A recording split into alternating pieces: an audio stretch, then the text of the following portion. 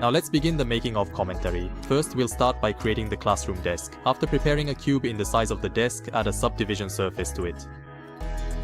Use loop cuts to add supporting edges and refine the shape.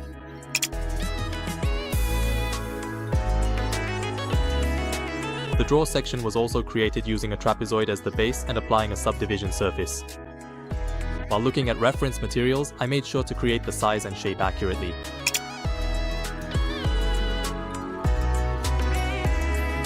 At the same time, I also create the edges of the drawer. For this, I convert the edges into curves and then add thickness to form the shape. The legs of the desk can also be made simply by creating a pipe-shaped curve and then adding thickness to it.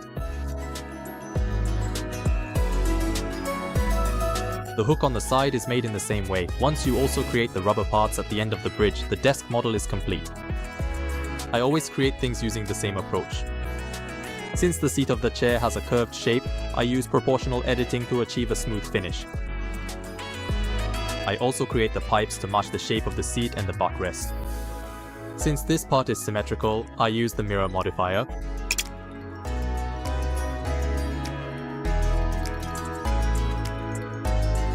The backrest is made in the same way as the seat. Additionally, I place the metal fittings, which I made by modifying a semicircle, at the corners of the seat and backrest. Once you attach the rubber parts to the legs, the chair model is complete. With the model finished, I'll move on to creating the materials. This time, I'm using a stretch noise texture to adjust the color and roughness, giving it a wooden appearance.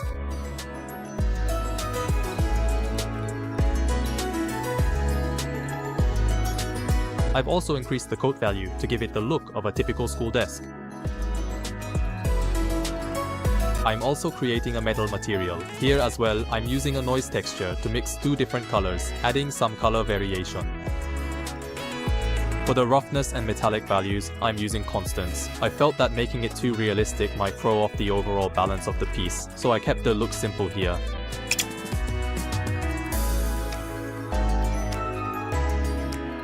For the floor, I'm using a texture material. Although this part won't be visible in the final shot, it still has an indirect effect such as reflecting light, so I've made some adjustments accordingly.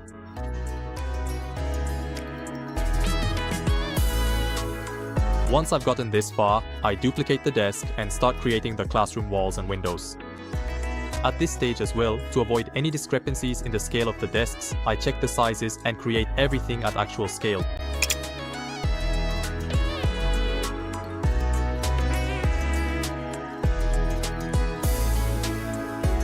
Since the window frames aren't particularly prominent, I keep the details to a minimum when modeling them.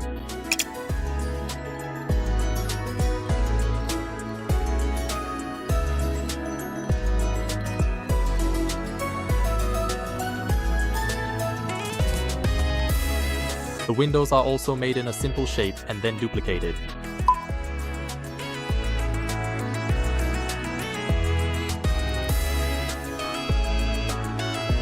After adjusting the window frames and pillars to match the size of the windows, I also decide on the camera angle. At this point, I bring in a trumpet model from the asset library and place it on the desk. I also put a chair on top of the desk to create an after-school atmosphere while readjusting the camera angle.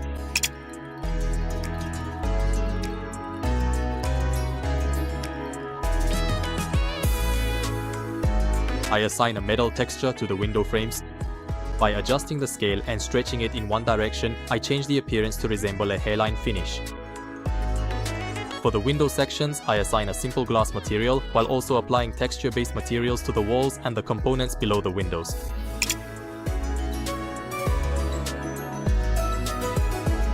I also set up the world settings accordingly.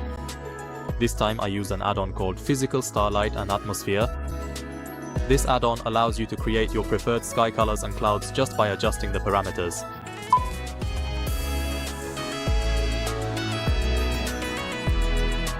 Since there were no ceilings or sidewalls, I added them here.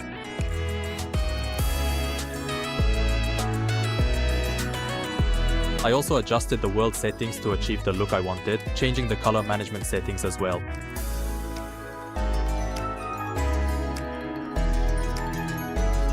Next, I'll move on to creating the curtains. This time I created them using cloth simulation.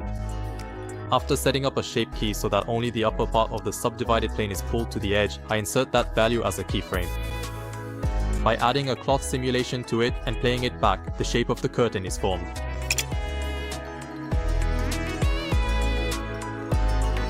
This time, since I wanted the curtains to flutter in the wind, I added a force field for wind. While adjusting the wind strength and the amount of noise, I repeatedly played back the animation. Once the shape matched what I wanted, I stopped the animation and placed it. I also assigned a material. Although I used a fabric texture, it didn't quite look like a curtain, so I experimented with various things, such as mixing in a transparent shader. Also, the original curtain felt too narrow, so at this point I remade it into a wider curtain.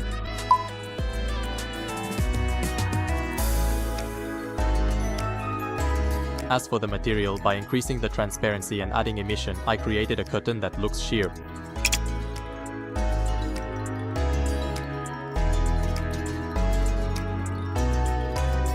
I placed trees outside the window to add a sense of height.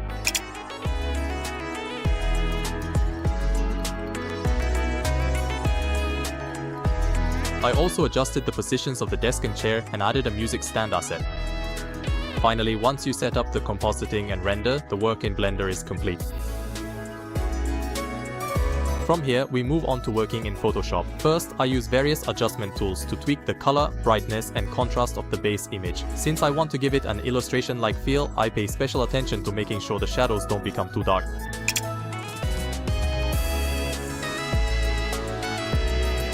Once the adjustments are done, I overlay the glare image exported from the composite to emphasize the light effects. From here, I use masks to make adjustments to specific areas. For the sky, I aim for colors that evoke a sense of dusk while making sure it doesn't get too dark. If the blue component is too strong, it will look like a sunrise, so I make a conscious effort to lean toward warm colors.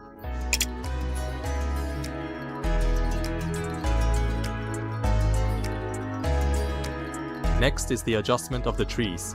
While brightening the overall image, I make the boundary with the sky especially bright to create the impression of sunlight streaming through at sunset. The trumpet is the main object, but this time I wanted to prioritize the overall atmosphere of the space, so I didn't adjust it to stand out. Instead, I chose colors that blend in with the whole scene.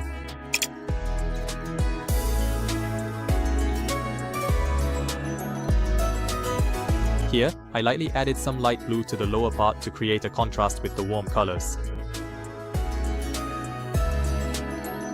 As for the adjustment of the window frame, I gave it a similar atmosphere to the trees, making it look as if the sunset is spilling through. For the metal parts of the desk and chair, I used blue tones to give a cool impression. However, since applying this to the entire area would make it stand out too much, I limited it to just certain parts. The wooden parts were adjusted toward warm colors, and the music stand was tweaked so it wouldn't appear too dark. Additionally, I added dust effects mainly to the lower part of the screen to create a softer atmosphere.